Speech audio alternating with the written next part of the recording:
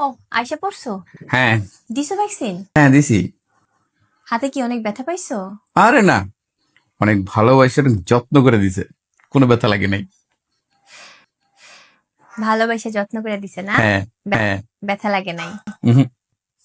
দেখছো? দেখছো ব্যাপারটা? হুম?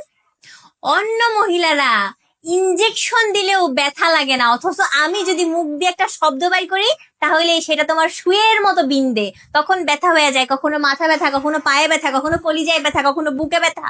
হ্যাঁ, আর অন্য মহিলা ভালোবাসা দিছে, যত্ন করে দিছে, সেই জন্য তার ব্যথা লাগে নাই। আইসে যত্ন করে দিছে। কি? আও, শুরু হয়ে গেছে না ব্যথা? শুরু হয়েছে, ব্যথা করতেছে। হ্যাঁ, লাগতাছে একটু। জানতাম, জানতাম। ওই যে আমার কথা তো শুয়ের থেকেও বেশি ধারালো, বুঝো না? এই জন্য একদম শুয়ের মতো সব জায়গায় ঢুকে গেছে, কলিজায় ঢুকে গেছে, বুঝো না? এই জন্য ব্যথা করতেছে তার।